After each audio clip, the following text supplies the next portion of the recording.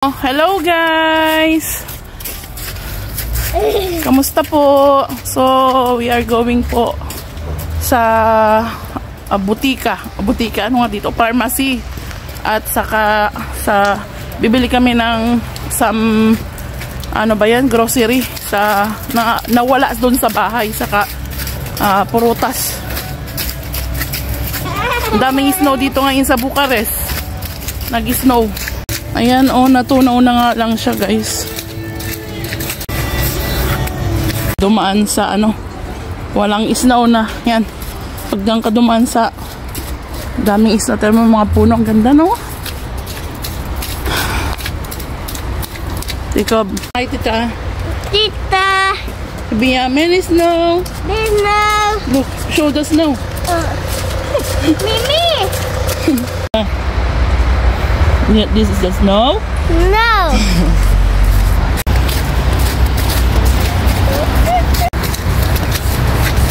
Careful, Jacob. Mommy chooses. At maglakad sa snow. Tapos ngayon basang-basa na, natutunaw yung snow.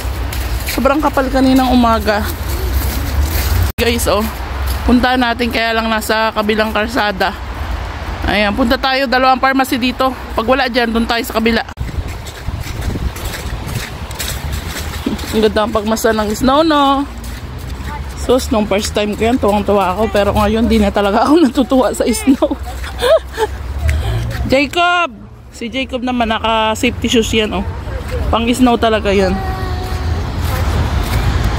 Hi, Jacob! No! You don't have gloves! Na tayo, guys, bumili sa kami, guys, pumunta sa malaking pharmacy kasi dito laging lahat ng gamot meron sila. Dito kasi sa isang pharmacy minsan wala yung mga gamot na hinahanap ko. Pumapasok yung lamig sa paa ko. Napakahirap, guys, maglakad sa ganito. Buti pa yung talagang snow talaga. Ito kasi natunaw na snow tapos tubig. Na pala sinama si Jacob. Ang dulas.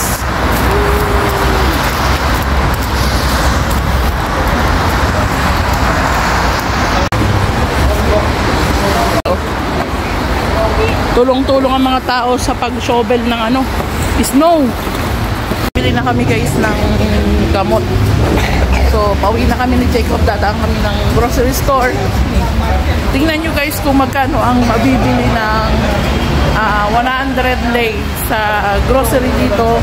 Equivalent siya ng like around 1,000 pesos sa atin. Ito tayo ng McDo, guys. Hindi kami magmamakdo, ha. Magsisiar ako. Let's go. Magsisiar ako, guys. Hindi masyadong puno ang McDonald's, guys. Ate, Jacob. Guys, ay nako, naihi na talaga ako. Naihi na ako. Sobrang lamig kasi. Ito yung problema ko, guys, kapag winter. Sa pagtaglamig, promise. Hindi ko alam or baka dahil bumaba na yung mattress ko. Sinong may alam sa medical field dyan? Ako kasi, guys, siguro dahil sa panganganak ko yun. Yun yung sabi nung isa kong client na doktor na may mga babae na dahil sa panganganak nila parang alam mo yun yung pag umubo minsan na hindi daw mapigilan yung pagwiwi. Ayan, hello guys. Ayan, magandang gabi. Nandito na po kami sa bahay ni Jacob. Humili ako ng apple lang. Hindi ako bumili doon kasi sobrang mahal talaga sa Mega Image. Ewan ko lang kung alam niyo yung store na yun. Sobrang, alam mo yung counting amount mo lang ng binili mo, tapos sobrang mahal. Dapat pag mamimili sa Carrefour or sa Copland. So, bumili lang ako ng tinapay, tapos 3 perasong apple, isang tubig, at saka, hindi ko na binidyo, saka 2 chips nung papaki ng 2 pagkain ng 2. Hindi naman siya masyado mabetsin yun, guys. Pang bata talaga siya na chips. So guys, yung kapitbahay pala namin dito na tayo. So guys, yung kapitbahay pala namin ay may nangyari. Yung kapitbahay kasi namin guys, matanda na. Tapos solo na lang siya sa buhay. Hindi namin alam na na-hospital pala siya. Tapos nalaman na lang namin nung nandito na siya. Tapos nag-message pala sa asawa ko. Tapos yung pala na-operahan siya guys sa puso. Asing yung ano niya, may butas dito. Tapos may battery. Kasi nung nakaraan na hospital din yun. Mataas daw ang blood pressure. Parang na high blood. Tapos ngayon, hindi daw mag-pump ng maayos yung puso nung kapitbahay namin. Nilagyan daw ng battery para mag-pump ng maayos. Tapos kanina, tinawag kasi yung asawa ko. Alam niyo ba kung ano, nagpatulong siya magpaligo. Kasi hindi pwedeng mabasa yung nandito. Sa likod daw, kailangang linisan. So, tinawag niya yung asawa ko. Tinulungan naman ng asawa ko, pinuntahan after niya magluto. Kanina kasi guys, namalengke yung asawa ko. Tapos, yun nga, nag-message sa kanya na tulong sa pagpaligo. Tapos, ginayat lang ng asawa ko yung karne. Tapos, nag-ano na siya, tinulungan niyang maligo yung matanda doon. Pinaliguan niya nung asawa ko. Hindi naman ako pwedeng tumulong doon kasi lalaki yun. So, nagantay lang kami dito. Naawa siya dun sa matanda. Ano naman yun guys, kaklose nitong, hindi ko masabing kaklose, basta laging kausap yun ng asawa ko, yung matanda ditong kapitbahay namin. Tapos, solo na lang siya sa buhay. Kaya malapit yung asawa ko doon kasi guys, totoo lang, yung matanda dito, nung na-hospital si Daniel, nagpahiram siya sa asawa ko ng pera. Hindi naman kalaki yan, nasa 100 lei kasi walang pamasay yung asawa ko kailangan niya pumunta ng hospital kasi may kailangan. Yung may dala akong extra money, sa akin lang, yung pera niya sa bahay, ubos na. So, lumapit yung asawa ko dyan.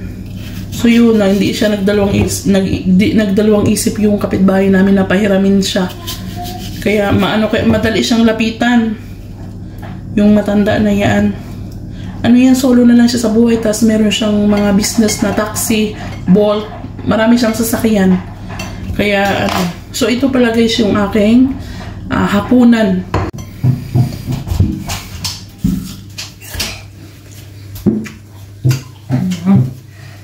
Ang tamis ng apple.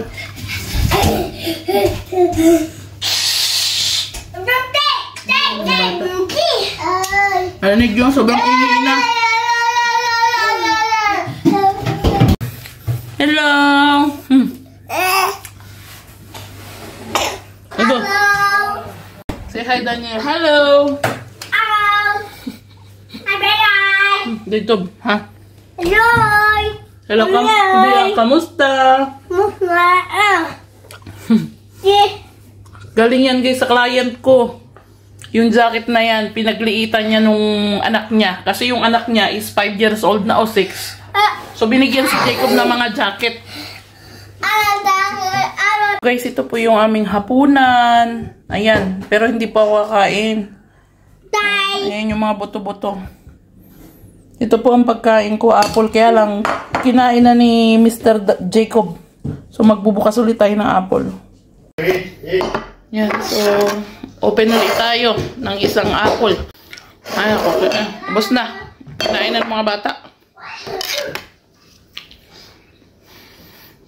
Nagustuhan nila, matamis yung Daddy, the apple is sweet. May isang kumakapa. Wala na, ubos na. It's finished, Daniel. Wait, mommy, we need to open again. You want?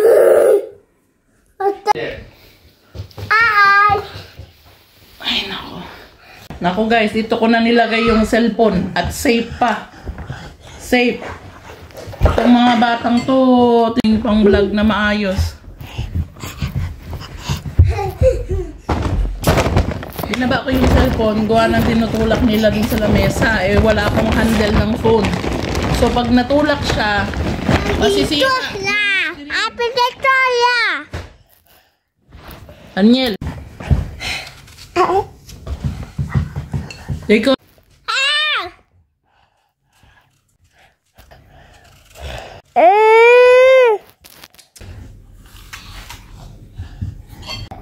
So guys, hanggang dito na lang po yung video namin for today. Ang hirap mag-vlog guys, yung dalawang bata sobrang kulit. Yung cellphone ko, kinukuha nila pag nag-on ako, tapos ino-on at ino-off nila. Dahil wala akong tripod pa guys, hindi pa ako makabili ng mga kailangan ko sa pagbablog. So maybe in the future makabili ako. Ang hirap guys, ginagalaw nila yung screen ko pag na walang protector yung screen ng phone ko. Pag nabasag yan, wala na. So guys, maraming salamat pala sa suporta nyo sa page namin. And nakita ko naman guys na di ba kaka 30,000 followers pa lang natin. So umabot na siya ng 30,070. O di ba, nadagdagan tayo ng 70. So guys, hanggang dito na lang po yung video namin at talagang sobrang gulo ng mga bata. Wala po akong trabaho today. Maghapon ako nasa bahay kasi yung client ko na dapat pagbuworkan ko, hindi siya nag-update sa akin. Minessage ko siya kung matutuloy kasi sabi niya, tatawagan daw niya ako. Yun yung isang client ko na taga-Turkey. As in, sobrang laki guys ang bahay nila. Kaya nagde-demand ako sa kanila na taasan yung bayad sa akin kasi mag-isa lang ako and sobrang laki ng bahay. Saka hindi sa pag sobrang kalat, sobrang dumi. Yun din yung inaano ko. Kasi guys, sa totoo lang, ang bayaran na ng mga bahay ngayon, ng mga katulad kong cleaner, part-timer, is 50 na ngayon. Kaya lang sila, ayaw talaga nila mag-task kahit alam naman na as in, mayaman talaga sila kasi may ari sila ng factory. Kaya lang may mga ganun tao talagang kuripot. Gusto magpatrabaho pero ayaw magbayad ng maayos. Ikaw. Bye-bye. Bye-bye. Bye-bye. Here. Bye-bye. Ayaw niya taga magpakita. Say bye-bye, Jacob. Bye-bye, tita. Bye-bye. Love you. Kiss.